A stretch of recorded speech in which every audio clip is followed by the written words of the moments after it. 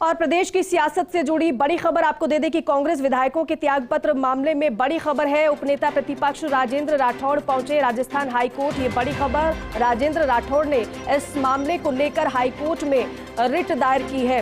CP Joshi को ज्ञापन देते वक्त ही राठौड़ ने कहा था कि मीडिया से यदि विधानसभा अध्यक्ष फैसला नहीं करेंगे तो कानून की शरण में जाएंगे।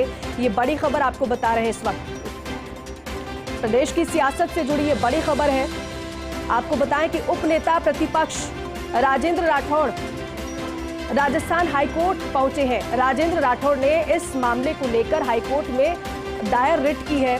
सीपी जोशी को ज्ञापन देते वक्त ही राठौड़ ने कहा था मीडिया से कि अगर विधानसभा अध्यक्ष फैसला नहीं करेंगे तो कानून की शरण में जाएंगे। और उसी से जुड़ी ये अपडेट और खबर आपको हम बता रहे हैं। तो आपको बताएं कि अब जब सियासी घमासान छिड़ा था और उस समय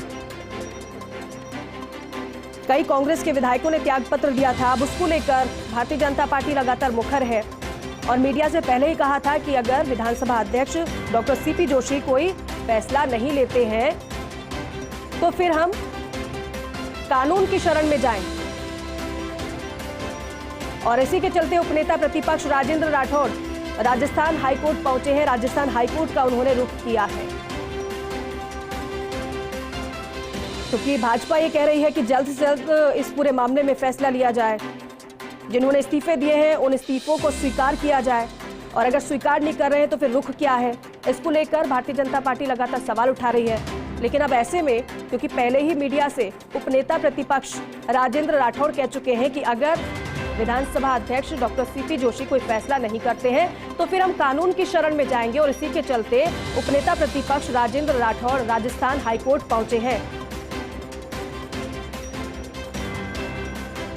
तो कांग्रेस विधायकों के त्यागपत्र मामले में बड़ी खबर आपको हम बता रहे हैं और मेरे सहयोगी ऐश्वर्या प्रधान हमारे साथ जुड़ चुके हैं ज्यादा जानकारी के साथ। ऐश्वर्या, ये बात तो उपनेता प्रतिपक्ष राजेंद्र राठौड़ पहले ही साफ कर चुके हैं कि अगर डॉक्टर सीपी जोशी इस पूरे मामले में फैसला नहीं लेते हैं तो फिर हम कानून की शरण में जाएंगे और उसी के चलते राजस्थान हाईकोर्ट का रुख भी कर लिया है राजेंद्र राठौड़ ने।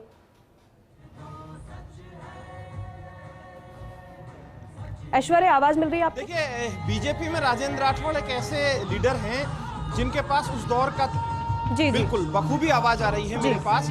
मैं राजेंद्र राठौड़ की बात करूंगा कि बीजेपी में राजेंद्र राठौड़ एक ऐसे लीडर हैं जो कि भैरव सिंह शेखावत के दौर से राजनीति के शहमात के खेल को बखूबी जानते हैं और बेहद एक्टिव रहते हैं 24 घंटे। ठीक है ऐश्वर्या, मैं रोक रही हूँ जरा आपको। उपनेता प्रतिपक्ष राजेंद्र राठौड़ जी हमारे साथ जुड़ चुके हैं फोन लाइन पर। सर, बहुत स्वागत है फर्स्ट इंडिया न्यूज पर आपका।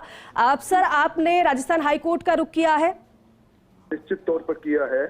जब त्यागपत्र दिए हुए 91 मान्य सदस्यों के 65 दिन गुजर जाए, जब 18/10 को प्रतिपक्ष के नेता की अगुवाई में विधानसभा के अध्यक्ष जी से भेंट करके ज्ञापन दे बताए लिखे। 19/10 को मैं फिर पत्र लिखता हूँ, 12/11 को फिर पत्र लिखता हूँ, 21/11 को फिर पत्र लिखता हूँ। जब न्याय नहीं हो, जब विधानसभा अध्यक्ष दलगत राजनीति से ऊपर जो हमारा पद है इनका, वो पवित्र दायित्व निर्वहन में असफल रहे, तो निश्चित तौर पर राजस्थान की जनता के सामने एक प्रश्न है कि 91 मान्य सदस्यों ने जिन्होंने व्यक्तिगत उपस्थित होकर त्यागपत्र दिया था, अध्यक्ष महोदय उसकी जेन्युइननेस पर, उसकी वॉलंटरीनेस पर कर सकते हैं जांच। परंतु सुप्रीम कोर्ट का फैसला, श्री बाला साहब पाटिल का फैसला, उसमें साफ कहा गया है कि त्यागपत्र जेन्युइन है या नहीं, इसकी जांच अध्यक्ष महोदय कर सकते हैं और उसको स्वीकार करने का काम और अस्वीकार करने का निर्णय इसको लंबित नहीं रख सकते। आज ये कल्पनीय बात है कि 91 मान्य सदस्यों से जबरन किसी ने त्यागपत्र दिया। उन्होंने किसी ने खंडन भी नहीं किया और उसके बाद त्यागपत्र रहते हुए मंत्रिपरिषद की बैठकों में मंत्रिमंडल के सदस्य जा रहे हैं। अब संविधान के आर्टिकल 190(3) में स्पष्ट प्रावधान है कि त्यागपत्र दिया है तो त्यागपत्र को स्वीकार करना पड़ेगा। इन संवैधानिक प्रावधानों की रक्षा के लिए जब और कोई मंच नहीं मिला, मैंने आज माननीय उच्च न्यायालय में एक रिट याचिका दर्ज की है और मैं उसके माध्यम से उन सारे सवालों को माननीय उच्च न्यायालय के सम्मुख रखूंगा। जी राजेंद्र जी, आपको क्या लग रहा है कि आखिर क्यों नहीं फैसला हो रहा है? देखिए, मैं समझता हूँ कि ये हिंदुस्तान के संसदीय इतिहास में पहला मामला है जब 65 दिन तक माननीय सदस्यों के व्यक्तिगत दिए गए त्याग पत्र जो कि विधानसभा के नियम और प्रक्रिया में 177 के तहत दिए गए हों, उस पर निर्णय नहीं हो, ये यक्ष प्रश्न है। ये संसदीय लोकतंत्र का एक तरह से अपमान हो रहा है। इसी कारण से मैं माननीय उच्च न्यायालय में गया हूँ। ठीक है, अब राजेंद्र जी बहुत शुक्रिया। रामलाल शर्मा भारतीय जनता पार्टी के प्रवक्ता है, हमारे साथ जुड़ चुके हैं। रामलाल जी, क्योंकि ये बड़ी बात है, जिस समय उपनेता प्रतिपक्ष राजेंद्र राठौड़ ने ज्ञापन दिया था उस समय ही उन्होंने कहा था कि अगर इस पूरे मामले में फैसला नहीं लिया जाता है, मीडिया से कहा था उन्होंने कि फिर हम हाईकोर्ट का रुख करेंगे, कानून की शरण में जाएंगे, और उसी के चलते भारतीय जनता पार्टी अब हाईकोर्ट की शरण में। आगे और क्या कुछ कहना चाहेंगे आप इस पर? तो रामलाल शर्मा जी से भी कांटेक्ट नहीं हो पाया है, कनेक्ट नहीं हो पाए हैं, लेकिन ये बड़ी बात है। सीपी जोशी को ज्ञापन देते हुए उस समय ही उपनेता प्रतिपक्ष राजेंद्र राठौड़ ने ये कहा था मीडिया से कि अगर इस पूरे मामले में कोई फैसला नहीं होता है तो फिर हम कानून की शरण में जाएंगे। रामलाल शर्मा जी हमारे साथ जुड़ चुके हैं। सर बहुत स्वागत है फर्स्ट इंडिया न्यूज पर।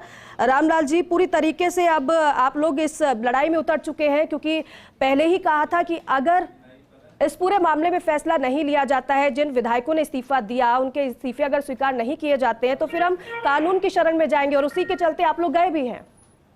जी, भारतीय जनता पार्टी ने पहले ही कहा था कि जब इस्तीफे ही दे चुके, मंत्री इस्तीफे दे चुके, विधायक इस्तीफे दे चुके, फिर सरकार चला कौन रहा है? जब सरकार के ऊपर संकट आ ही चुका है, लोकतांत्रिक व्यवस्थाएं पूर्ण रूप से ठप हो चुके हैं, संवैधानिक रूप से सरकार अस्तित्व में नहीं है, हम स्पीकर से भी मिलकर गुहार उनसे लगाई थी कि आप या तो उनके ऊपर निर्णय करें, या तो उनको स्वीकार करें या उनको अस्वीकार करें, जो भी आपको करना है नियमों के तहत करें। और स्पीकर ने हमें ये आश्वस्त किया था कि मैं एग्जामिन करवा रहा हूँ और उसकी नजीर पेश करूंगा जो सदियों तक लोग याद करेंगे। हम उसकी नजीर का इंतजार करते रहे, लेकिन जब महीना 1.5 महीना बीत चुका, उसके बावजूद भी उनकी नजीर पेश नहीं हुई, तो हमें सिर्फ न्यायालय के ही शरण में जाना एक विकल्प था और उसका उपयोग हमने किया है। रामलाल जी, आखिरी बार आप लोगों ने कब, आप बता रहे हैं कि लगातार हमने ज्ञापन दिए हैं, लगातार बातचीत हमारी हो रही थी, आखिरी बार कब बातचीत हुई थी, कब आश्वस्त किया गया था आप लोगों को? लगभग 1 महीने पहले हमने स्पीकर से मिलके, तब हमारे विधायक दल के नेता प्रतिपक्ष के गुलाब चंद जी कटारिया के नेतृत्व के अंदर हम गए थे, सतीश जी पूनिया उसके अंदर थे, उपनेता राजेंद्र जी राठौड़ थे, अन्य विधायक थे, और स्पीकर से पूरी खुले वातावरण के अंदर हमने बात की थी। हमने कहा था ये आपका विशेषाधिकार है, आप इस अधिकार का उपयोग करते हुए नियमों के अंदर जो है तो उनको आप स्वीकार करें।